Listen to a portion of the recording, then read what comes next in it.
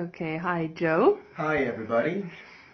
The last time I talked to you about storytelling, you had given a description of what it was that you were up to, and I'll actually put the link to that video in the description to this video. But I just wanted to get an update because in talking to you, it seems Yeah. like your modality has changed and transformed somewhat. So I just wanted for you to explain what is the process you've gone through since we last talked with the storytelling process. Okay. So for me, this all started with actually looking at doing speech coaching, which is something I'm able to do. And that led me into discovering how everybody has a story to tell, and oftentimes we get in the way of ourselves being genuine. We get in the way of ourselves, kind of like we don't give ourselves permission to be authentic. So that led me into studying storytelling. But my starting point wasn't to tell stories, to entertain. It was that in storytelling, I realized that there's something about it that allows you to learn from your experiences in a way that allows you to transform, allows you to learn the lesson. You know, why do we tell stories? Why are stories so prevalent throughout history? Why do we have this rich oral tradition passed down from generations? We tell stories to learn. We tell stories to benefit from each other's experience. But what if you could do the same thing with your own life story? What if you could take the things that you lived, that you experienced, that you have your thoughts and your opinions and your reactions all set, but you take that experience and you look at it from the outside? Suddenly you're not the character in that story. You're the storyteller. Now when you're the storyteller and you're looking at these events in your life, or these patterns, or these things that cause you trauma and grief and conflict, and you're looking at it from that perspective of looking at your own life story, you get to decide what the lesson is. You actually get to discover what the lesson is. And that allows you to transform, because now you're not busy living as that character, going through the same motions. And I think we're all familiar with, you know, how sometimes you end up repeating the same mistakes over and over and over. You move to a different country, you try to escape, but then you end up doing the exact same thing with the exact same kinds of people and the exact same kinds of situations. That's not coincidence. That's evidence of you repeating your story. And that's indicating that you're not understanding that pattern. You're living as if you are that character and you're stuck in the same chapter.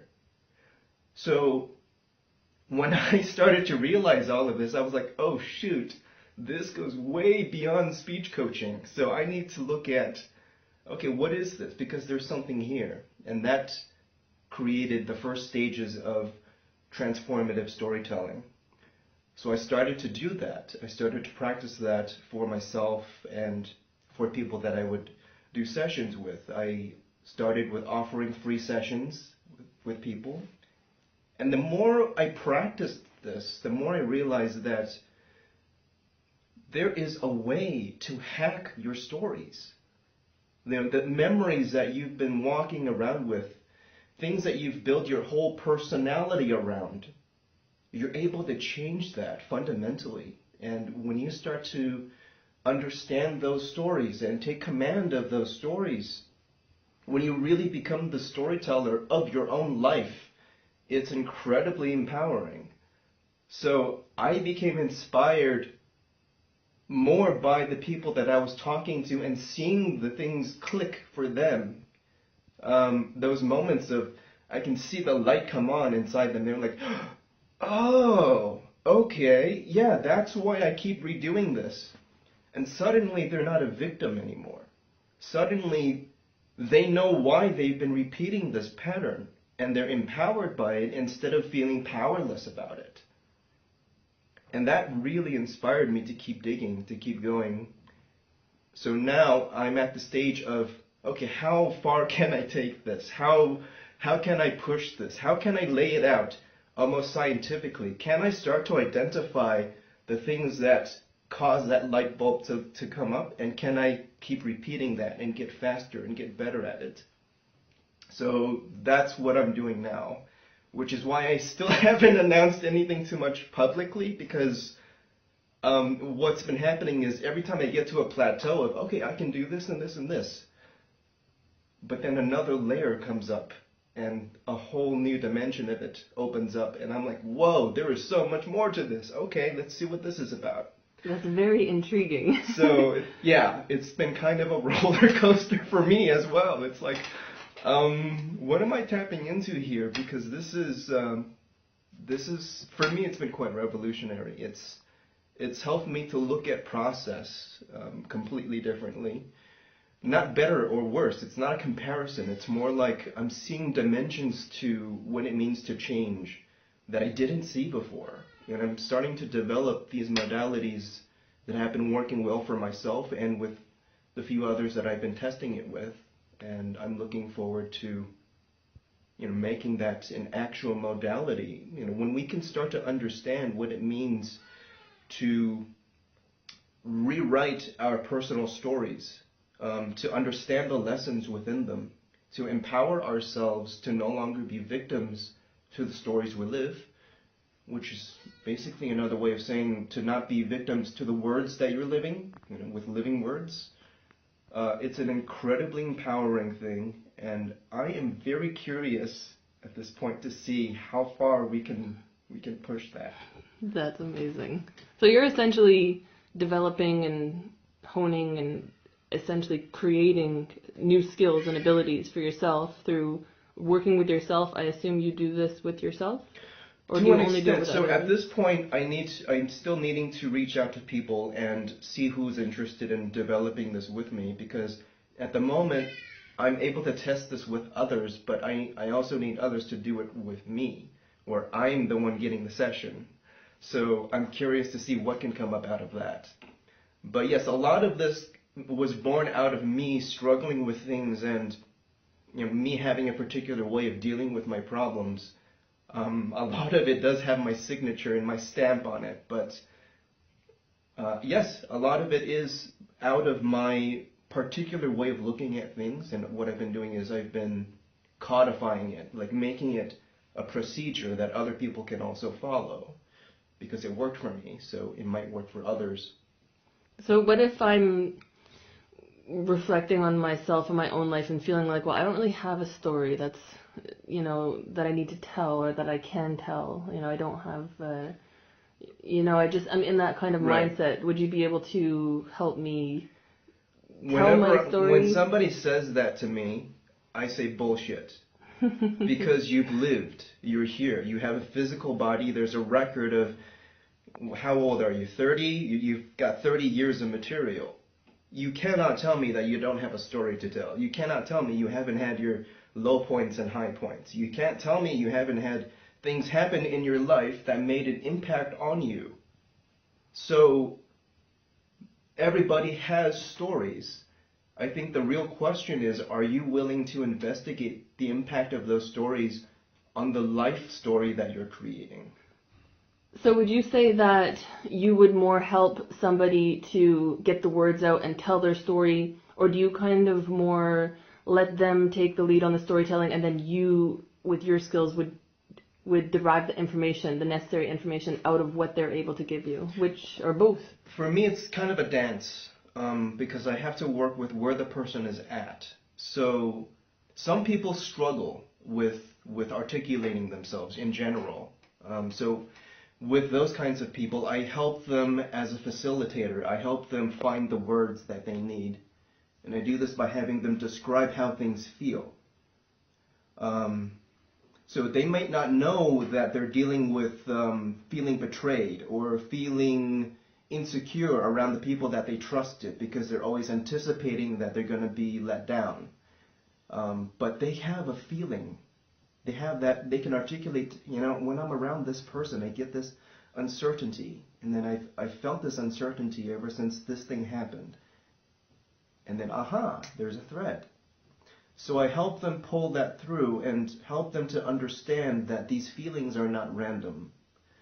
These feelings, these experiences are imprints, and when you learn to look at them and understand the patterns, you're able to read them like the lines in a storybook.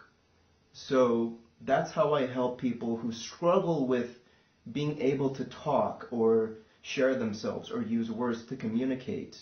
I help them I lend them my vocabulary for a moment, and then we work with that and construct a story that they can then look at. But in most cases, what happens is once they have the building blocks to put that story together and start looking at it from the outside in, they start to take the ball on their own, and they start to just tell the story. And at that point, I'm just a guide.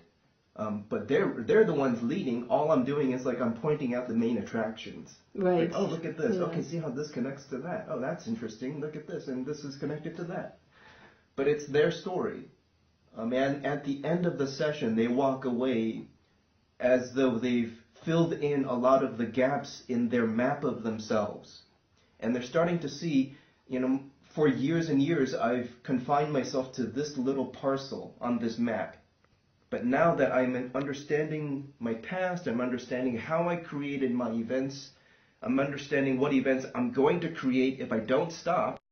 So now that I have this extended map, I have the option of going somewhere I've never gone before. I'm now enabled to create a different life.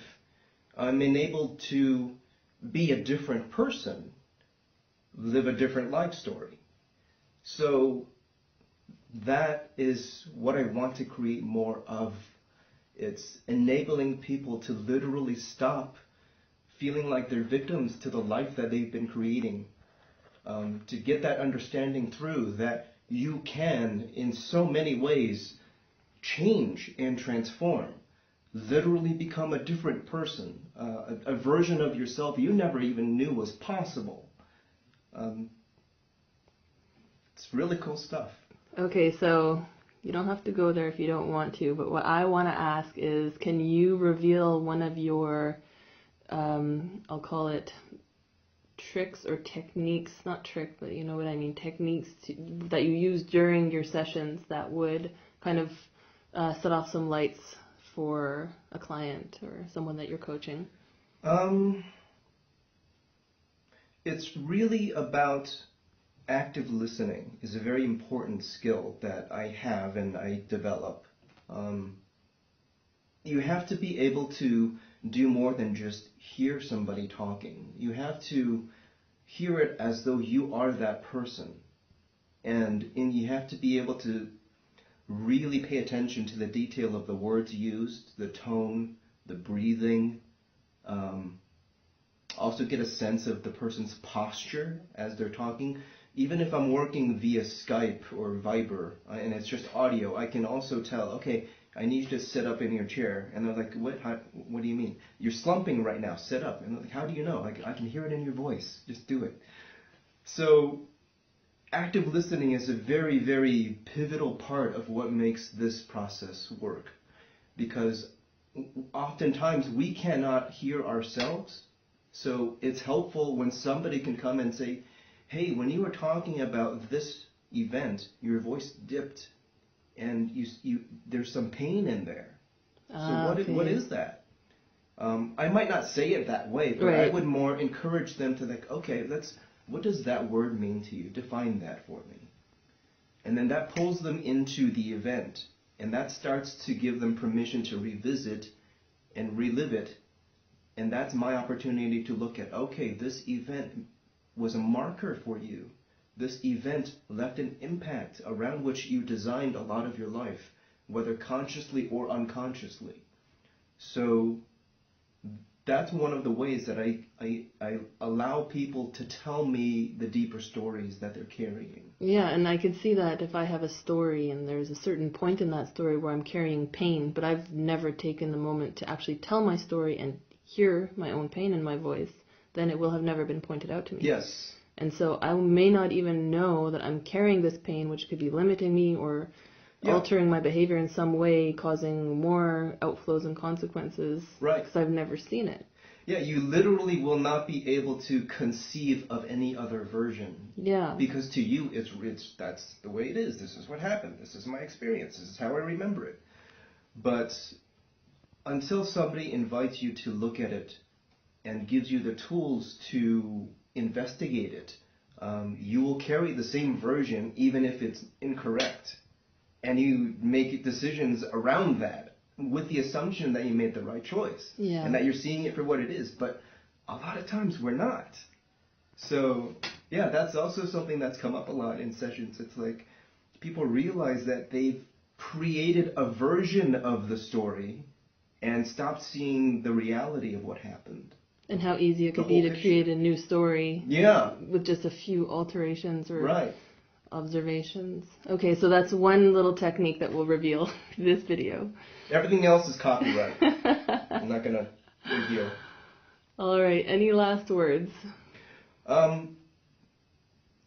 Allow yourselves to go there. Whether or not you end up doing a session with me or you're looking for help from other people, go there with the intent of facing yourself unconditionally. Know that if you intend to change yourself, you're going to have to face things that are uncomfortable. You're going to have to face things that you've been hiding from yourself. Don't judge the fact that you've done that, and don't judge the fact that you have trouble going there, because you created those things as a way to support yourself, as a way to survive. So it's important to have that mindset of whoever you're seeking support from. It's important to establish that feel of security, that feel of safety, that it's okay, that you can look at these things. Very powerful words. But you have to come with that. That's not something that your counselor or your mentor, your priest, your parent, your partner can do for you. So for anyone ready for change, that is one of the key things. And I find this in almost every one of my sessions. The ones that really make that leap are the ones that are willing to go there. So go there. Cool. Okay. And just from me, having been fortunate enough to have the opportunity to do a session with you, Joe, and just for everyone to know that he's very good at creating that environment, that safe environment that makes you feel comfortable to speak. So thank you for that. This is definitely not the last we'll be hearing from Joe, but for now, goodbye. Thank you, Joe. Bye. Bye-bye.